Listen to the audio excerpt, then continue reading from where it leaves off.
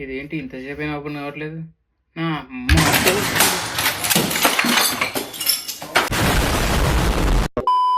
ఇలా మీకు కూడా అనిపించడానికి కారణం వచ్చేసి మెయిన్గా 3 రీజన్స్ అనమాట. ఒకటైతే ర్యామ్, ఇంకొకటి స్టోరేజ్, మూడోది వచ్చేసి మీ ఆపరేటింగ్ సిస్టమ్ అంటే ఓఎస్.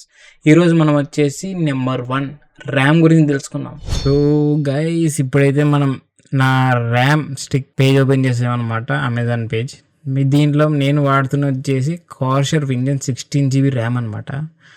2 స్టిక్స్ వాడుతున్నాను, 16 GB DDR5 RAM, 5200 MHz, CL40.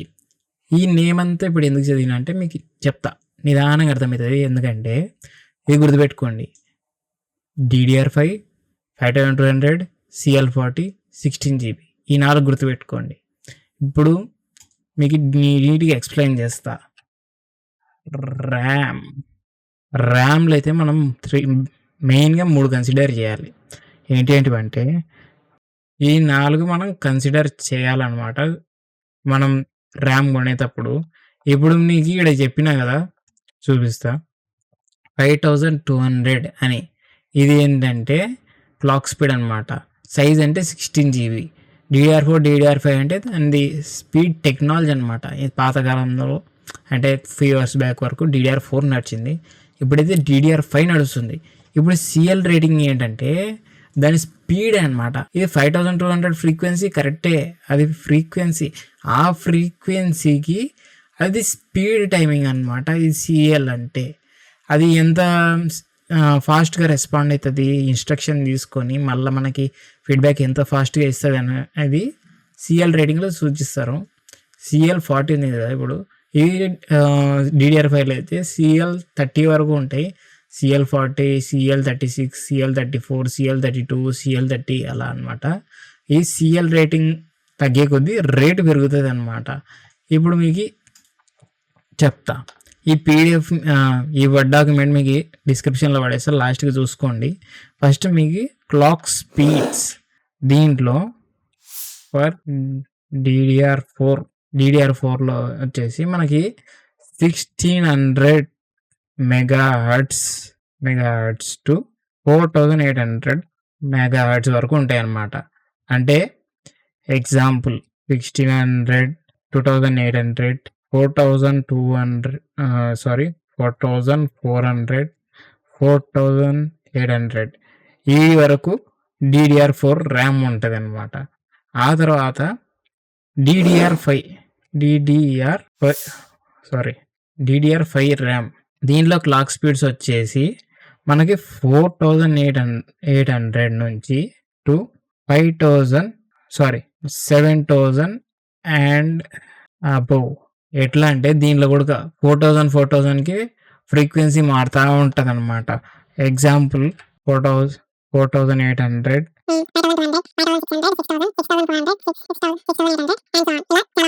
మనకి DDR4 ర్యామ్లో బెస్ట్ ఏంటంటే 4800 MHz ర్యామ్ అనమాట. సైజ్ వచ్చేసి మీ ఇష్టం.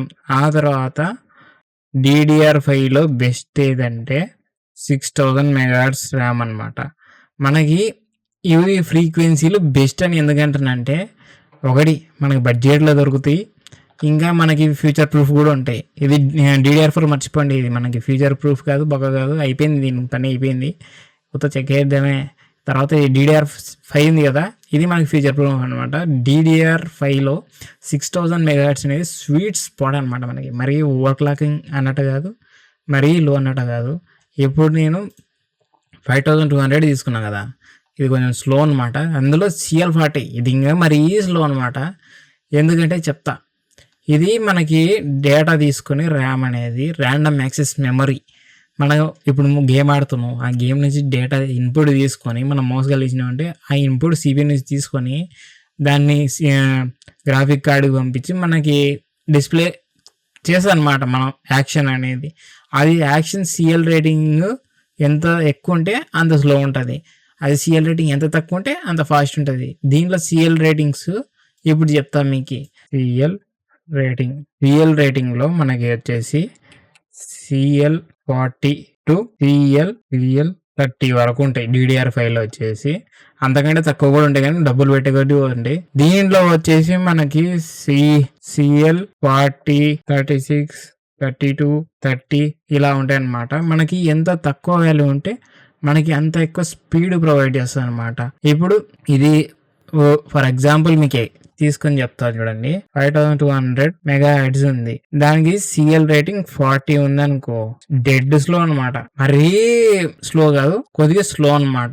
ఇప్పుడు నేను వాడుతున్న slow type RAM, cost effective. ఇది slow and cost effective. Sorry, నాకు కొంచెం కీబోర్డ్ అలవాటు తప్పింది. ఆ తర్వాత ఇప్పుడు 6000 మెగాహెర్ట్జ్ ఉంది, CL రేటింగ్ 36 ఉంది అనుకో, అది మీడియం రేంజ్ బట్ గుడ్. ఒకవేళ అదే 6000 మెగాహెర్ట్జ్ ర్యామ్ మనకి CL30 ఉందనుకో, ఇంకా తోపు అంటే ఇంకా అంతే తోపు, ఇంకా దాన్ని మించినే లేదు మనకి బడ్జెట్లో అయితే. నువ్వు ఇంకా ఫ్రీక్వెన్సీ పెంచుకుంటే నీకు ఓవర్ క్లాకింగ్ చేయాల్సి వస్తుంది, మనకైతే అంత అవసరం లేదు. ఇప్పుడు బడ్జెట్ కూడా ఒక ఇష్యూ అనమాట మనకి. ఇప్పుడు CL40 ఉంది, 5200 ఉంది కాబట్టి ఇది 4000కు వస్తుంది, అంటే తక్కువ స్లో స్పీడ్ కాబట్టి. అదే మనం 6000 మెగాహెర్ట్జ్ తీసుకుంటే, CL36 రేటింగ్ తీసుకుంటే 10,000, ఇది 2 స్టిక్స్ అనమాట. 10,000లో సగం ఎంత, 5,000. ఇది 40 నుంచి 36కి వచ్చే లోపల మనకి 1000 రూపాయలు పెరుగుతుంది. అదే మనం ఇంకొంచెం CL30 తీసుకుంటే వీడికి వచ్చే లోపల మనకి ఇంకా 2000 పెరుగుతుంది. మనకి 4000 యాడా 6000 యాడా. ఇప్పుడు నీకు CL రేటింగ్ తగ్గింది కాబట్టి స్పీడ్ పెరుగుతుంది, కాబట్టి మెగాహెర్ట్జ్ కూడా ఎక్కువ ఉంది కాబట్టి 5200 కంటే నీకు 6000 ఎక్కువనే కదా, 800 మెగాహెర్ట్జ్ ఎక్కువ. మళ్ళీ CL రేటింగ్ చాలా ఫాస్ట్ ఎక్కువ, అందుకని మనకి 2000 పెరిగింది. మనం బడ్జెట్ మనకి ప్రస్తుతానికి కావాలనుకుంటే ఇది తీసుకోవచ్చు. CL40 ఉండొచ్చు, 5200 మెగాహెర్ట్జ్ ఉండొచ్చు. ఇది ఎంట్రీ లెవెల్ అనమాట మనకి. ఇది వచ్చేసి ఇంకా ప్రీమియం గా బాగుంటది. ర్యామ్ పర్లేదు, ఫ్యూచర్ ప్రూఫ్. GDDR6 రెడీ అనుకోండి, ర్యామ్ అయితే అటు ఉంటది కథ. మళ్ళీ ఒకసారి ఓవర్ చెప్తాను. మనకి ర్యామ్ లో కన్సిడర్ చేయాల్సింది 4 clock speed, size, DDR4, DDR5, CL rating. మనం క్లాక్ స్పీడ్ అంటే ఇవే మెగాహెర్ట్జ్. DDR5 అయితే 4800 ఉండాలి. DDR5 కి అయితే 4800 నుంచి 700 మధ్యన ఏదైనా తీసుకోవచ్చు. బెస్ట్ వచ్చేసి 6000 మెగాహెర్ట్జ్ అనమాట. తర్వాత సైజ్ వచ్చేసి మీ ఇష్టం, 16GB మినిమం తీసుకోండి. అంటే మీరు ఇప్పుడు డ్యువల్ ఛానల్ తీసుకోవాలి, అది కూడా చెప్తాం మీకు లాస్ట్ లో. బాగా గుర్తొచ్చింది, మనకి ర్యామ్ అనేది 2 ఛానల్స్ లో వస్తుంది అనమాట. మీరు మదర్ బోర్డ్ లో చూసుకుంటే, మనకి 4 ఉంటాయి. ఈడున్నాయి చూసినారా, ఇవన్నీ 4 ర్యామ్ స్టిక్స్ అనమాట. మనం దీన్ని డ్యువల్ ఛానల్ వాడుకోవచ్చు. దీన్ని A1, దీన్ని B1, దీన్ని A2, దీన్ని B2 అంటారు అనమాట. 4 స్టిక్స్ పెట్టుకోవచ్చు. ఇది A1, A2 వచ్చేసి ఒక ఛానల్, B1, B2 వచ్చేసి ఇంకో ఛానల్, డ్యువల్ ఛానల్. మనం పెడితే A1 B1 లో పెట్టాలి, లేకుంటే A2 B2 లో పెట్టాలి. మనం పెడితే A1 A2 లో పెట్టాలి, లేదా B1 B2 లో పెట్టాలి. A1 లో B1 లో పెడితే ఇక్కడ, కాబట్టి A1 B1 లో మనం పెట్టొచ్చు, లేదా B1 B2 లో పెట్టొచ్చు. ఆ తర్వాత నేను కొంచెం కన్ఫ్యూజ్ అవుతుంటే కరెక్ట్ చేయండి. దీనిలో డ్యువల్ ఛానల్ అయిపోయింది కదా. ఇప్పుడు ఇంకా బడ్జెట్ విషయానికి వచ్చేస్తే, మీరు డెస్క్టాప్ ర్యామ్ తీసుకోవాలనుకోండి, 16GB అయితే 4000 నుంచి స్టార్ట్ అవుతుంది. 32GB అయితే 8000 నుంచి స్టార్ట్ అవుతుంది. ఒక్కో స్టిక్ 32GB వచ్చేసి. నీకు మళ్ళా బ్రాండ్స్ కూడా చెప్తాను, బెస్ట్ బ్రాండ్స్ నాకు తెలిసినవి వచ్చేసి కోర్షియర్, అడాటా, తర్వాత G-Skill. ఈ 3 నాకు తెలిసినవి తోపు అనమాట. ర్యామ్లు అయితే దీంట్లో పేర్లు పెట్టడానికి ఉండవు, అప్పుడప్పుడు ఏమైనా చెప్పలేం కానీ ఇవి అయితే తోపు ఉంటాయి. ఇంకా నేను వాడేది తెలుసు కదా, కోర్షియర్ వింజన్స్ 16GB ర్యామ్ అనమాట. సో ఈరోజు వీడియో మీకు అర్థమైంది అనుకుంటున్నాను. ర్యామ్ గురించి మొత్తం ఇంకా ఏం చెప్పడానికి లేదు, మొత్తం ఇదే. మీరు తీసుకునేటప్పుడు మాత్రం ఒక స్టిక్ తీసుకోకండి, 2 తీసుకోండి. 16GB తీసుకున్నారు అనుకో, 8GB 2 స్టిక్స్ తీసుకోండి. దీంట్లో ఒకటి పెట్టండి. అట్లనే 32GB తీసుకుంటే 16GB 4 తీసుకుంటే సరిపోతాయి అనుకోదు. దీంట్లో 4 పెడితే CPUకి లోడ్ ఎక్కువైతే అనమాట.